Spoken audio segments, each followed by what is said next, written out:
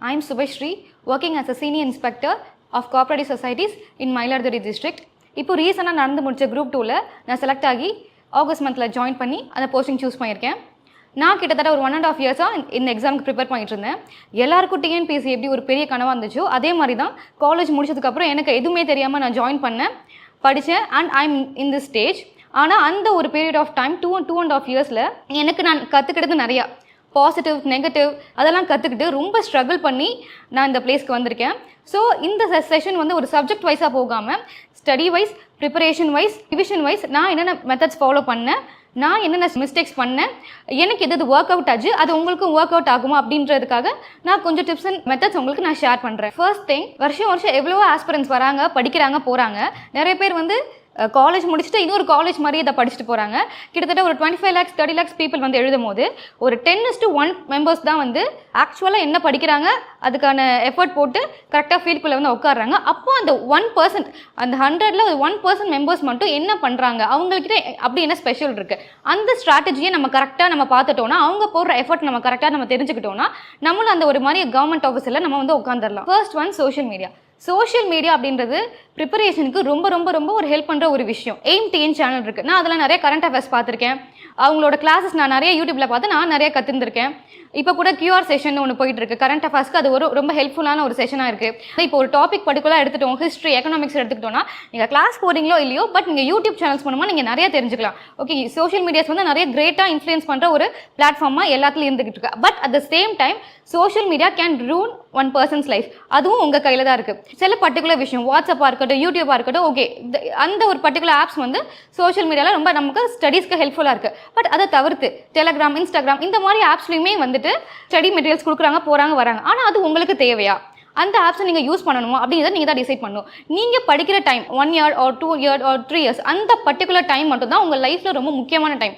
அந்த ஒரு period of டைமில் நீங்கள் என்ன யூஸ் பண்ணுறீங்க, எப்படி யூஸ் பண்ணுறீங்க, எப்படி நீங்கள் சாக்ரிஃபைஸ் பண்ணி உங்களோட ஸ்டடியை நீங்கள் கொண்டு வரீங்கன்றதை பொறுத்து தான் உங்கள் மொத்த லைஃப்மே அமைய போகுது. அப்போது அந்த 3 வருஷம் நீங்கள் சோஷியல் மீடியாவை வந்து நீங்கள் எப்படி ப்ராப்பராக யூஸ் பண்ணணும்னு கற்றுக்கிட்டிங்கன்னா அதுலேயே நீங்கள் ஹாஃப் விக்ட்ரி. சோஷியல் மீடியாவை எது தேவையோ அதை மட்டும் எடுத்துக்கிட்டு மீதியை வந்து நீங்கள் கம்ப்ளீட்டாக அவாய்ட் பண்ணணும். அதனால் வந்து நீங்கள் படிக்கிற டைமில் வந்து உங்களுக்கு என்ன தேவையோ அதை மட்டும் உங்கள் மைண்ட்குள்ளே வச்சுக்கோங்க. எந்த ஒரு எக்ஸஸ் தாட்ஸுமே உங்கள் மைண்டில் இருக்கக்கூடாது. இப்போ நீங்கள் டிஎன்பிஎஸ்சி படிக்க போகிறேன் அப்படின்னு நீங்கள் ஃபீல்டுக்குள்ளே வந்துட்டீங்க.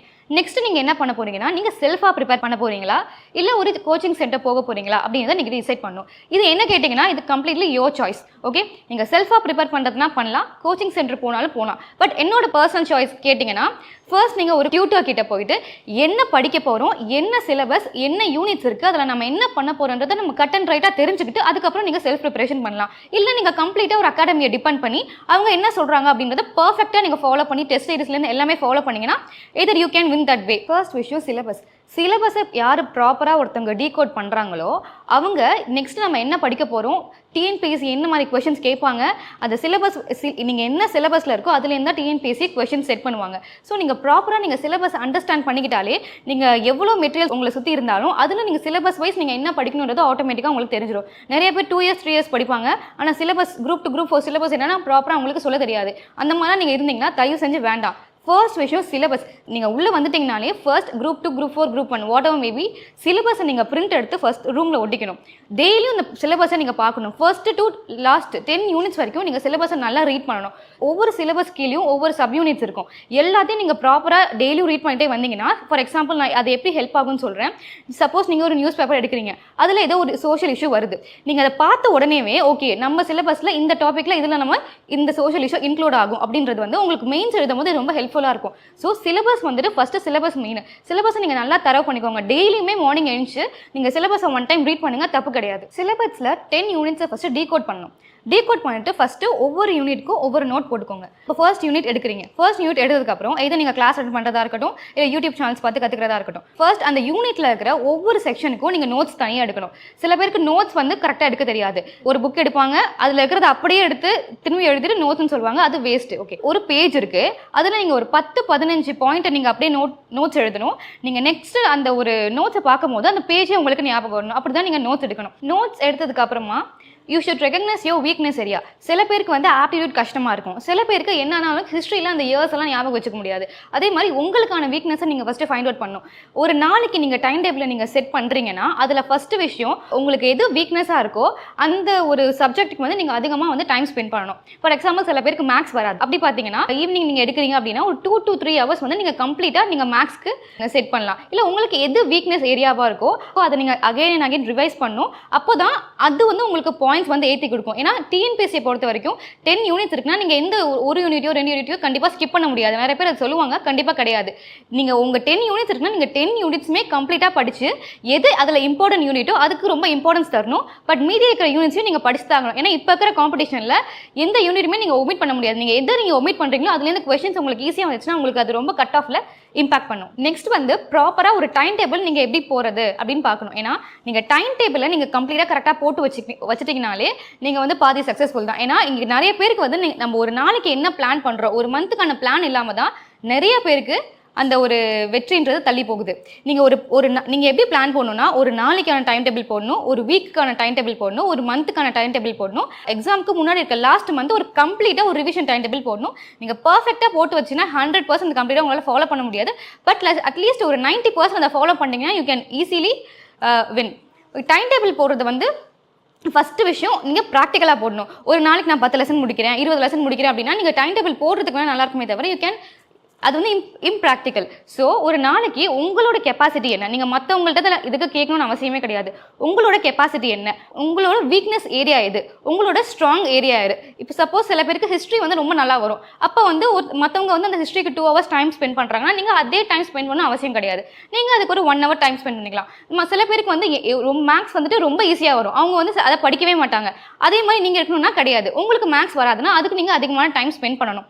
ஸோ உங்களோட வீக்னஸ் ஏரியா இது, ஸ்ட்ராங் ஏரியா இது, உங்களோட ஹவுஸ் ஹோல்டு ஒர்க்ஸு, உங்களுக்கு ப்ராக்டிக்கலாக எது பாசிபிளாக இருக்கும் அதெல்லாம் பேஸ் பண்ணி நீங்கள் ஒரு ப்ராப்பரான ஒரு டைம் டேபிளை ஃபஸ்ட்டு செட் பண்ணுங்கள். டைம் டேபிள் செட் பண்ணிவிட்டு ஒரு 1 week or 2 weeks ஃபாலோ பண்ணி பாருங்கள். அதுக்கப்புறம் அதில் ஏதாவது உங்களுக்கு இம்பர்ஃபெக்ஷன்ஸ் இருக்குது நீங்கள் ஆட் பண்ணணும்னா அதை நீங்கள் கரெக்ட் பண்ணிவிட்டு கம்ப்ளீட்டான ஒரு டைம் டேபிளை போட்டு நீங்கள் படிக்க ஸ்டார்ட் பண்ணிட்டீங்கனாலே you're half the way. Next revision. இது வந்து நிறைய பேர் பண்ணுறது கிடையாது. சில பேர் என்ன பண்ணுவாங்கன்னா ஒரு நாளைக்கு நான் 10 hours கிட்டத்தட்ட படிக்கிறேன், மீதி 2 hours நான் ஏன் ரிவிஷன் பண்ணணும், அந்த 2 hours நான் எக்ஸ்ட்ரா இன்னும் கொஞ்சம் சப்ஜெக்ட் படித்தா எனக்கு மார்க் வருமே அப்படின்றது கம்ப்ளீட்டாக ஒரு தவறான விஷயம். நீங்கள் எந்த அளவுக்கு படிக்கிறீங்களோ அந்த அளவுக்கு நீங்கள் ரிவிஷனுக்கு இம்பார்ட்டன்ஸ் தரணும். ரிவிஷனுக்கு வந்து நீங்கள் டைம் டேபிள் எப்படி போடணும்னா நீங்கள் இன்றைக்கி நான் படிக்கிறேன், இன்றைக்கி படிக்கிற விஷயத்த நீங்கள் நைட் 1 hour நீங்கள் கண்டிப்பாக ரிவிஷன் பண்ணணும். நெக்ஸ்ட் டே நீங்கள் மார்னிங் எழுந்திருக்கிறீங்க, அப்போது நேற்று படித்த விஷயத்த மார்னிங் எழுந்து ஃபஸ்ட்டே நீங்கள் வந்து புதுசாக ஒரு சப்ஜெக்ட் ஸ்டார்ட் பண்ணுறதுக்கு முன்னாடி நேற்று படித்த விஷயத்த மார்னிங் 1 hour நீங்கள் வந்து ரிவைஸ் பண்ணணும். ரிவிஷன் பண்ணுறதுக்கு ரொம்ப நிறைய டைம் எடுத்துக்கக்கூடாது, அதுவுமே வேஸ்ட் ஆஃப் டைம் தான். ரிவிஷன் பண்ணுறப்போ நீங்கள் அந்த ஒரு வாரம் படித்ததை நீங்கள் ஒரு 2 to 3 hours வந்து அந்த வீக்கெண்டில் ரிவிஷன் பண்ணணும். எப்படி ஒரு வாரம் படித்ததை 2 to 3 hours ரிவிஷன் பண்ணுறதோ அந்த அளவுக்கு நீங்கள் ஸ்ட்ராங்காக எஃபெக்டிவாக படிச்சிருக்கணும். அப்போ நீங்கள் ஜஸ்ட் ரீகலெக்ட் பண்ணும்போது உங்களுக்கு எல்லாம் ஞாபகம் வந்துடும். இப்போ மந்த் எண்ட் வருது, மந்த் எண்டில் இப்போ நீங்கள் 4 weeks படித்ததை கண்டிப்பாக நீங்கள் ரிவிஷன் பண்ணிட்டு தான் நீங்கள் நெக்ஸ்ட் டாப்பிக்கே போகணும். இது கரண்ட் அஃபேர்ஸ்க்கு அப்ளை ஆகும். நீங்கள் இன்றைக்கி ஒரு கரண்ட் அஃபேர்ஸ் படிக்கிறீங்க அப்படின்னா நெக்ஸ்ட் டே மார்னிங் அந்த கரண்ட் அஃபேர்ஸில் இருக்கிற மேஜர் ஹிண்ட்ஸ் என்ன, பிளேஸு என்ன, ஒரு பர்சனாலிட்டிஸ் நேம் என்னென்ன வருதோ அதை மேஜராக நீங்கள் ஜஸ்ட் ஒரு கிளான்ஸ் பார்த்து தான் நீங்கள் நெக்ஸ்ட் போகணும். இதை நிறைய பேர் பண்ணுறது கிடையாது. ரிவிஷன் நீங்கள் எந்த அளவுக்கு ஸ்ட்ராங்காக பண்ணுறீங்களோ அந்த அளவுக்கு நீங்கள் சப்ஜெக்டில் டீப் நாலேஜ் வளர்த்துக்கலாம். இப்போ நிறைய பேருக்கு எக்ஸாமில் அந்த கொஷின் பேப்பரை பார்ப்பாங்க, பார்த்தோன்னே அந்த கொஸ்டின் எங்கேயோ படிச்சமா இருக்கும், அது ஞாபகம் வராது. அதுக்கு மெயின் ரீசன் ப்ராப்பரான ரிவிஷன் கிடையாது. நீங்கள் ப்ராப்பராக ரிவிஷன் பண்ணிங்கன்னா எக்ஸாக்டாக அது ஞாபகம் வரும்போது உங்களுக்கு அது மார்க் வாங்கி கொடுக்கும். நெக்ஸ்ட் வந்து early morning magic. Early morning magic அப்படின்றது நீங்கள் மார்னிங் நீங்கள் எழுந்து படிக்கிறது உங்களுக்கு உங்கள் ஸ்டடிக்கு ரொம்ப பெரிய இம்பாக்ட் ஏற்படுத்தும். நிறைய பேர் வந்து இங்கே நைட் அவுல்ஸாக இருப்பாங்க. பட் என்னோட பர்சனல் சாய்ஸ் என்னன்னா நீங்கள் மார்னிங் வந்து 4 to 8, நீங்கள் மார்னிங் 4 to 8, 4 to 7 அந்த டைமில் வந்து நீங்கள் படிக்க பழக்கப்படுத்திக்கிட்டீங்கன்னா it will greatly impact your life. Because அந்த மார்னிங் டைம்ன்றது வந்து அந்த மாதிரி ஒரு ஃப்ரெஷ்ஷான நமக்கு மைண்ட் வந்து எப்பயுமே வராது. நீங்கள் மார்னிங் எழுந்துட்டு ஒரு 4 o'clock எழுந்திருக்கிறீங்க, ஒரு ஃபேஸ் வாஷ் பண்ணுறீங்க, பிரிஸ்காக உட்காடுறீங்க அப்படின்னா அப்போ ஒரு ஃப்ரெஷ்ஷான மைண்ட் இருக்கும். அப்போ நீங்கள் எவ்வளோ டஃபாக நீங்கள் ஒரு சப்ஜெக்டை படித்தாலும் ஈஸியாக புரியும். ஸோ நீங்கள் ஃபஸ்ட்டு மார்னிங் எழுந்துச்சு ஜஸ்ட்டு அன்றைக்கி முன்னாடி நாள் நீங்கள் படித்ததை வந்து ஜஸ்ட்டு ஒரு 10 minutes ஒரு கிளான்ஸை ரிவிஷன் பண்ணுறீங்க. நெக்ஸ்ட்டு நீங்கள் என்ன சப்ஜெக்ட் எடுக்க போகிறீங்களோ, ஒரு டஃப்பான சப்ஜெக்ட் எனக்கு இருக்குது, எனக்கு ஹிஸ்ட்ரி இருக்குது, இந்த இயர்ஸ்லாம் எனக்கு மைண்டில் ஏற மாறுது, இந்த கிங்ஸ் நேம்லாம் எனக்கு மைண்டில் ஏற மாறுது, அதை நீங்கள் எடுத்து என்ன பண்ணணும்னா ஃபஸ்ட்டு நீங்கள் ஏர்லி மார்னிங் நீங்கள் படிக்க ஸ்டார்ட் பண்ணணும். அப்படி நீங்கள் படிக்க ஸ்டார்ட் பண்ணிட்டீங்கன்னா உங்களுக்கு அந்த ஃப்ரெஷ்ஷான மைண்டில் உங்களுக்கு எல்லாமே ப்ராப்பராக புரியும். அந்த 3 hours நீங்கள் எவ்வளோ எஃபெக்டிவாக படிக்கிறீங்களோ, நீங்கள் டே ஃபுல்லாக உட்காந்து படித்ததை விட அந்த 3 hours உங்களுக்கு வந்து படித்தது வந்து நீங்கள் ப்ராப்பராக படிச்சிங்கன்னா அது வந்து எஃபெக்டிவாக இருக்கும். Next do one thing at a time. This was a quote by Swami Vivekananda. நிறைய பேர் வந்து எப்படின்னா கவர்மெண்ட் எக்ஸாம்குள்ளே வரும், ஓகேவா? நான் இப்போ வந்து நான் குரூப் 2 படிக்கணும் அப்படின்னு எனக்கு ஆசையாக இருக்குது. எங்கள் சித்தப்பா வராங்க. அவங்க என்ன சொல்லுவாங்கன்னா, நீ எப்போ குரூப் 2 மட்டும் படிக்கிற, குரூப் 1 படி, எல்லாமே ஒரே சிலபஸ் தானே அவங்க சொல்லிட்டு போவாங்க. இன்னொருத்தவங்க வராங்கன்னா, நீ எப்போ குரூப் டிஎன்பிஎஸ்சி மட்டும் நம்பி உட்காந்துருக்க, பேங்க் எக்ஸாம் படி அப்படின்னு ஒருத்தர் சொல்லிட்டு போவாங்க. அடுத்தவங்க வராங்கன்னா எஸ்எஸ்சி படின்னு. அவங்க யாருக்குமே இந்த சிலபஸ், இந்த எக்ஸாம்ஸ், இதோட டெப்த் எதுவுமே தெரியாது. ஸோ அந்த மிஸ்டேக்கை மட்டும் பண்ணாதீங்க. நீங்கள் 2-3 எக்ஸாம்ஸ்க்கு வந்து ஒரே டைமில் படிக்கிறதுன்றது நீங்கள் யூஆர் வேஸ்டிங் யுவர் டைம். என்ன கேட்டால் நான் தான் சொல்வேன், நீங்கள் எந்த எக்ஸாம் நீங்கள் படிக்கிறீங்களோ அதில் ஸ்ட்ராங்காக இருக்கணும். ஏன்னா எவ்ரி எக்ஸாம், எல்லா எக்ஸாமும் இண்டிவிஜுவலாக ஒவ்வொரு பாசிட்டிவ் இருக்கும், ஒரு நெகட்டிவ் இருக்கும். எதுவுமே கம்ப்ளீட்டாக பாசிட்டிவ், எதுவுமே கம்ப்ளீட்டாக நெகட்டிவ் அப்படின்றது கிடையாது. ஃபர்ஸ்ட் நீங்கள் டிஎன்பிஎஸ்சி எடுக்கிறீங்க அப்படின்னா அதோட சப்ஜெக்டில் உங்களுக்கு எவ்வளோ பாசிட்டிவ் இருக்குது, நெகட்டிவ் இருக்குது, என்ன உங்களுக்கு வரும் வராது அப்படின்றது. சப்போஸ் நீங்கள் இங்கிலீஷ் நல்லா இருக்குது, இங்கிலீஷ் நாலேஜ் நல்லா இருக்குது, ஆப்டிடியூட் நல்லா இருக்குது அப்படின்னா நீங்கள் பேங்கிங் எடுக்கலாம். ஸோ உங்களை நீங்கள் ஃபஸ்ட்டு அனலைஸ் பண்ணிவிட்டு நீங்கள் எதை எடுக்க போகிறீங்க, தயவு செஞ்சு மற்றவங்களோட ஒப்பீனியன்ஸை கேட்காதீங்க. நீங்கள் உங்களை செல்ஃப் அனலைசிஸ் பண்ணிவிட்டு நீங்கள் எதர் பேங்கா, எஸ்எஸ்சியா, டிஎன்பிஎஸ்சியா, யூபிஎஸ்சியா, வாட் எவர் மேபி, நீங்கள் என்ன எடுக்க போகிறீங்கிறத வந்து ஃபஸ்ட்டு நீங்கள் ஸ்ட்ராங்காக டிசைட் பண்ணணும். அந்த டிசைட் பண்ணிவிட்டு ஏதாவது ஒரு பாத் எடுங்க. அந்த ஒரு பாத்தில் மட்டும் ஸ்ட்ராங்கான இல்லைங்க, அதை மட்டும் நீங்கள் ட்ரை பண்ணுங்கள். அப்போது ஃபஸ்ட்டு டைம் உங்களுக்கு வெற்றி வரனாலும் ஒரு 2-3 இயர்ஸில் கண்டிப்பாக நீங்கள் அச்சீவ் பண்ணிடுவீங்க. இப்போ நான் பேங்கிங்கும் படிக்கிறேன், எஸ்எஸ்சியும் படிக்கிறேன், டிஎன்பிஎஸ்சியும் படிக்கிறேன், எல்லாமே சேர்த்து படிச்சிங்கன்னா கண்டிப்பாக அது வந்து சக்ஸஸ்ஃபுல்லாக ஆகாது. நெக்ஸ்ட் வந்து கவர்மெண்ட் எக்ஸாமுக்குள்ளே நீங்கள் வந்துட்டிங்கனாலே உங்களுக்கு நிறைய நீங்கள் யாருமே வந்து உங்களை வந்து அப்ரிஷியேட் பண்ண போகிறது கிடையாது. ஓகே, நீங்கள் கவர்மெண்ட் எக்ஸாம் படிக்கிறியா, படி, எவ்வளோ மேலே படி, நான் சப்போர்ட் பண்ணுறேன்னு யாருமே இங்கே சொல்ல போகிறது கிடையாது. ஸோ உங்களுக்கு பாசிட்டிவ்ஸை விட நெகட்டிவ்ஸ் தான் அதிகமாக வரும். அப்போ நீங்கள் என்ன பண்ணணும்னா, you should surround your self with positives in every way. So நீங்கள் இந்த ரூமில் உட்காந்து படிக்கிறீங்க, அப்போ என்ன பண்ணணும்னா, நீங்கள் உங்களுக்கு பிடிச்ச கோட்ஸ், உங்களுக்கு பாசிட்டிவாக நீங்கள் நினைக்கிற கோட்ஸ், உங்களோட ஃபேமஸ் பர்சன்ஸோட கோட்ஸ் எல்லாத்தையும் எடுத்து நீங்கள் சுற்றி பேஸ் பண்ணி ஓட்டிக்கணும். ஓகேவா? நீங்கள் எங்கே போகிறீங்களோ, இந்த எக்ஸாம் படிக்கிற வரைக்கும் நீங்கள் எங்கே போகிறீங்களோ, இதை கிச்சன் போகிறீங்கனாலும் வாட் எவர் மேபி, நீங்கள் எங்கே போகிறீங்கனாலும் ஃபார்முலாஸ், அப்போ பாலிட்டியில் ஆர்டிகல்ஸ், இல்லை வாட் எவர் மேபி என்ன நீங்கள் ஒட்டணும்னு நினைக்கிறீங்களோ அங்கங்கே நீங்கள் ஒட்டிக்கணும். ஸோ அது வந்து உங்களுக்கு பெரிய விஷயத்தில் இம்பாக்ட் பண்ணும். ஸோ நீங்கள் வந்து உங்கள் ரூம் ஃபுல்லாக எவ்வளோ உங்களால் பாசிட்டிவாக பேஸ் பண்ண முடியுமோ பேஸ் பண்ணிக்கோங்க. அந்த ஒரு 1.5 இயர்ஸ் நீங்கள் 2 இயர்ஸ் ப்ரிப்பேர் பண்ணுற வரைக்கும் நீங்கள் வேறு அந்த சிலபஸ், நீங்கள் அந்த ஸ்டடீஸை விட்டு எந்த ஒரு டிஸ்ட்ராக்ஷனும் போகாதீங்க. நெக்ஸ்ட் விஷயம் வந்து சாக்ரிஃபைஸ். ஓகே, இப்போ நான் கவர்மெண்ட் எக்ஸாம் படிக்கிறேன் அப்படின்னா, நான் படிக்கிற டைமில் வந்து என்னோட ஃப்ரெண்ட்ஸ் நிறைய பேர் ஐடியில் ஒர்க் பண்ணாங்க, நிறைய என்ஜாய் பண்ணாங்க, போனாங்க, வந்தாங்க. அதெல்லாம் பார்க்குறப்ப ஓகே, நாம தான் அந்த ரூமில் உட்காந்து படிச்சுட்டு இருக்கோம் போல, நம்ம லைஃப் என்ன அப்படின்னு எனக்கு தோணுச்சு. பட் இந்த ஒரு கொஸ்டினை நான் கிளியர் பண்ணி வந்ததுக்கப்புறம் எவ்ரிதிங் இஸ் ஒர்த் அப்படின்னு தோணுச்சு. ஓகே, ஸோ அதனால தான் வந்து சோஷியல் மீடியாஸை ஆஃப் பண்ண சொல்கிறது. இப்போ நீங்கள் சோஷியல் மீடியாவில் நீங்கள் படிச்சுட்டு இருக்கீங்க, உங்கள் ஃப்ரெண்ட்ஸ் ஒருத்தவங்க வராங்க, அதில் வந்து உங்களுக்கு ஸ்டேட்டஸ் போடுறாங்க, அவங்களாம் என்ஜாய் பண்ணுற மாதிரி இருந்துச்சுன்னா ஆட்டோமேட்டிக்காக உங்களுக்கு வந்து நீங்கள் படிக்க மாட்டீங்க, ஆட்டோமேட்டிக்காக உங்கள் மைண்ட் செட் வந்து நெகட்டிவாக போயிடும். அதனால தான் சோஷியல் மீடியாவை கட் பண்ண சொல்கிறது. நெக்ஸ்ட் வந்துட்டு இம்பார்ட்டன்ஸ் ஆஃப் மார்க் டெஸ்ட். நீங்கள் எந்த அளவுக்கு நீங்கள் ப்ரிப்பேர் பண்ணுறீங்களோ, எந்த அளவுக்கு ரிவிஷன் பண்ணுறீங்களோ, அதுக்கெல்லாம் தாண்டி ஈக்குவல் இம்பார்ட்டன்ஸ் வந்து நீங்கள் மார்க் டெஸ்ட்டுக்கு கொடுக்கணும். இப்போ நீங்கள் நிறைய பேர் வந்து எக்ஸாம்ஸில் பார்த்தீங்களா, நீங்கள் படிக்கிறது ஒன்றா இருக்கும், நீங்கள் எழுதுறது ஒரு விஷயம் இருக்கும், அதெல்லாம் தாண்டி நிறைய பேருக்கு நானே பார்த்துருக்கேன் 10 to 20 மார்க்ஸ் வந்து சில்லியாக ஒரு ஓஎம்ஆர் ஷீட்டில் ஒரு மிஸ்டேக்காக இருக்கட்டும், இல்லை கடைசியில் 5 நிமிஷம் தான் இருக்கும், பார்த்தீங்கன்னா 20 கொஷின் பேலன்ஸ் இருக்கும். அப்போ நம்ம என்ன பண்ணுவோம், ஓஎம்ஆர் ஷீட் ஃபில் பண்ணணும்னு சொல்லிட்டு எல்லாமே தெரிஞ்ச கொஷின்ஸாக இருந்தாலும் ரேண்டமாக ஒரு ஃபிகரை நம்ம ஷேட் பண்ணிடுவோம்.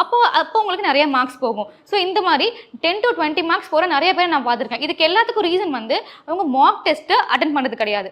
அப்படியே அட்டன் பண்ணாலும் ப்ராப்பராக ஒரு சின்சியரிட்டியோட மார்க் டெஸ்ட் அட்டன் பண்ணுறது கிடையாது.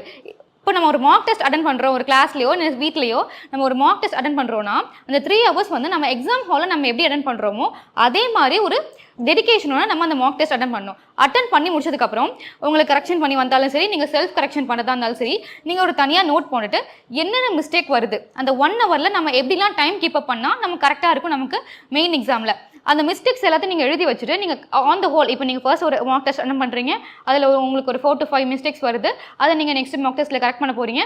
அதுக்கும் அப்படி கரெக்ட் பண்ணிட்டே போனீங்கன்னா உங்களுக்கு மெயின் டெஸ்ட்டில் நான் சொல்கிறேன் உங்களுக்கு 10 to 15 மார்க்ஸ் கிட்டத்தட்ட எந்த ஒரு மிஸ்டேக்ஸும் நீங்கள் படிக்கிறத தாண்டி எந்த ஒரு எக்ஸ்ட்ரா கேர்லெஸ் மிஸ்டேக்ஸ் எல்லாம் உங்களுக்கு கம்ப்ளீட்டாக மார்க் போகிறத நீங்கள் அவாய்ட் பண்ணிக்கலாம். நெக்ஸ்ட் வந்துட்டு எக்ஸாம் ஃபியர். எக்ஸாம் ஃபியர் அப்படின்றது நமக்கு நோட்டிஃபிகேஷன் வந்த டைம்லேருந்து அந்த எக்ஸாம் ஃபியர் வந்து நமக்கு ஸ்டார்ட் ஆகிடும். அது வந்து குறிப்பிட்ட லெவலில் இருந்தால் எக்ஸாம் ஃபியர் தப்பு கிடையாது. அப்போ தான் நம்ம ஸ்ட்ராங்காக கரெக்டாக படிப்போம். அது எக்ஸஸாக போகும்போது தான் அங்கே ப்ராப்ளம் ஸ்டார்ட் ஆகுது. சில பேருக்கு ரொம்ப பயமாக இருக்கும், அந்த பயம் வந்து என்ன பண்ணுன்னா நெகட்டிவ் தாட்ஸை கிரியேட் பண்ணும். அதை மாதிரி பண்ணக்கூடாது. ஸோ ஒரு ஸ்ட்ராங்கான ஒரு மெடிடேஷனோட காமான பீஸ்ஃபுல்லான மைண்டாக வச்சுக்கிட்டிங்கன்னா உங்களுக்கு எக்ஸாம் ஃபியர் வராது. இன்னொரு மெயினான எக்ஸாம் ஃபியர், எக்ஸாம் ஹாலில் ப்ராப்ளம் ஆகுறது எல்லாத்துக்குமே காரணம் வந்து நம்ம எக்ஸாம் ஹாலில் பண்ணுற சில விஷயங்கள். நம்ம கிட்டத்தட்ட ஒரு 1 வருஷம் 2 வருஷம் 3 வருஷம் 4 வருஷம்னு நம்ம டெடிகேட் பண்ணி படிச்சிருப்போம். அதுக்கான மொத்த எஃபர்ட் வந்து அந்த எக்ஸாம் ஹாலில் ஒரு நாள் 3 hours தான் நமக்கு வந்து அது வரப்போகுது. அப்போ நீங்கள் எக்ஸாம் ஹாலில் வந்து நீங்கள் பர்ஃபெக்டாக நீங்கள் எல்லாத்தையும் ஹேண்டில் பண்ணிட்டீங்கனாலே உங்களுக்கு வந்து நல்ல காமான மைண்ட் செட்டில் நீங்கள் எக்ஸாம் எழுதிடலாம். ஃபஸ்ட்டு நீங்கள் எக்ஸாம் ஹாலுக்குள்ளே போகிறீங்க. அதுக்கு நீங்கள் இப்போ இன்றைக்கி நாளைக்கு எக்ஸாம் நடக்குது அப்படின்னா அதுக்கு முன்னாடி நாள் நீங்கள் என்ன பண்ணணும்னா ஒரு காமான மைண்ட் செட்டில் இருங்க. அன்றைக்கி ஈவினிங் இல்லை ஆஃப்டர்நூனே ஓரளவு ரிவிஷன் பண்ணிவிட்டு இம்பார்ட்டன்ஸ் எல்லாம் ரிவிஷன் பண்ணிவிட்டு அதனையோட படிக்கிறத ஸ்டாப் பண்ணிக்கோங்க. வேறு எந்த சோஷியல் மீடியா கூட போகாதீங்க. யூடியூப் எதுவுமே நீங்கள் பார்க்காதீங்க. எந்த ஒரு எதுவுமே பார்க்காம மைண்டை வந்து காம் ஸ்டேட்டில் வச்சுக்கோங்க. ரிலாக்ஸ்டாக இருங்க. அதுக்கு முன்னாடி நாள் வந்து ஃபுட்டை வந்து ரொம்ப லைட்டாக எடுத்துக்கோங்க. நைட்டு வந்து கொஞ்சம் சீக்கிரமாக தூங்கிடுங்க. இப்போ எக்ஸாம் இன்னைக்கு வருதுன்னா அது சில பேர் வந்து 6 ஹவர்ஸ் தூங்குவாங்க, 7 ஹவர்ஸ் தூங்குவாங்க. அந்த மாதிரி வந்து நிறைய பேர் அவங்க ஸ்லீப் டைம் டேபிள் வந்து ஒருத்தவங்கள பொறுத்து மாறும். பட் என்னோட சஜஷன் என்னன்னா, நீங்கள் எக்ஸாம் இப்போ வருதுன்னா அதுக்கு 1 or 2 வீக்ஸ் முன்னாடியே ஒரு 7 ஹவர்ஸ் வந்து நீங்கள் நைட்டு தூங்க ஆரம்பிச்சிடணும். அப்போ உங்களுக்கு வந்து ஒரு மைண்ட் வந்து ஒரு காமான ஸ்டேட்டில் ரிலாக்ஸான ஸ்டேட்டில் இருக்கும். எக்ஸாமுக்கு ஒரு 2 வீக்ஸ் முன்னாடியே ஒரு 7 ஹவர்ஸ் ஸ்லீப் ஷெட்யூலை நீங்கள் கொண்டு வாங்க. நல்லா தூங்கி நீங்கள் நெக்ஸ்ட் டே வந்து எக்ஸாம் எழுதும் போது உங்களுக்கு எக்ஸாம் சென்டர் கிட்டக்க இருந்தால் ஓகே நீங்கள் கிட்டக்க போயிடலாம். இல்லை லாங்காக இருந்தால் முன்னாடி நாள் கூட அங்கே போய் ஸ்டே பண்ணிக்கோங்க. ஏன்னா நம்ம கிட்டத்தட்ட ஒரு 2 to 3 இயர்ஸ் நம்ம படிக்கிறது வந்து அந்த ஒரு நாள் எக்ஸாமுக்காக தான்ற போது நீங்கள் எக்ஸாம் ஹாலுக்கு வந்து 1 hour before 1 or 2 hour before reach ஆனால் கூட தப்பு கிடையாது. நீங்கள் டிலேயாக போயிடக்கூடாது. நீங்கள் டிலேயாக போயிட்டீங்கன்னா நீங்கள் 1 வருஷம் 2 வருஷம் நீங்கள் எத்தனை வருஷம் படிச்சிங்கனாலும் அந்த பதட்டத்திலேயே உங்களுக்கு பாதிக்கு மேலே கொஷின்ஸ் தப்பாக தான் வரும். அதனால் அது ப்ராப்ளம் ஆகும். நான் நிறைய பேரை பார்த்துருக்கேன். அதனால் வந்து எக்ஸாம் ஹாலை பொறுத்த வரைக்கும் நீங்கள் எவ்வளோ சீக்கிரமாக ரீச் ஆக முடியுமோ ரீச் ஆகிடுங்க. உங்கள் எக்ஸாம் ஹாலை நீங்கள் கரெக்டாக பார்த்துக்கோங்க. ஹால் டிக்கெட்டு, பென்ஸு எல்லாமே கரெக்டாக ப்ராப்பராக எடுத்து வச்சு நீங்கள் ஒரு காமான மைண்ட் செட்டில் ரிலாக்ஸான மைண்ட் செட்டில் நீங்கள் எக்ஸாம் ஹாலில் போய் உட்காந்திங்கனாலே உங்களுக்கு அது அங்கே வந்து கொஷினில் வந்து நல்லா தானாகவே தெரிய ஆரம்பிச்சிடும். இல்லை அங்கே எந்த சுச்சுவேஷன் ஏதாவது ஒரு இஷ்யூ வருது, ப்ராப்ளம் வருது அப்படின்னா எதுக்குமே நீங்கள் பதட்டப்பட வேணாம். எதுவாக இருந்தாலும் வந்து அங்கே ஹால் இன்விஜிலேட்டர்ஸ் பார்த்துப்பாங்க. ஸோ என்ன இஷ்யூ வந்தாலும் நீங்கள் காமான ஒரு மைண்ட் செட்டில் நான் எழுதிட்டு நான் நல்லா வெளில வருவேன் அப்படின்ற ஒரு மைண்ட் செட்டில் நீங்கள் இருந்தீங்கன்னா எக்ஸாம் ஸ்மூத்தாக நீங்கள் முடிச்சிடலாம். நிறைய பேர் படிக்கிற ஆஸ்பிரண்ட்ஸ் நான் பார்த்துருக்கேன். அவங்க எவ்வளோ நல்லா ஸ்ட்ராங்காக படிப்பாங்க, போவாங்க, வருவாங்க. பட் அவங்களோட ஹெல்த் வந்து ரொம்ப வீக்காக இருக்கும். அது வந்து ரொம்ப தப்பான விஷயம். ஹெல்த்தை நீங்கள் எந்த அளவுக்கு நீங்கள் பெட்டராக பார்த்துக்கிறீங்களோ அந்த அளவுக்கு வந்து நீங்கள் பெட்டர் எக்ஸாம்லையும் சரி உங்களோட ப்ரிப்பரேஷனும் சரி நீங்கள் நல்லா பெர்ஃபார்ம் பண்ண முடியும்.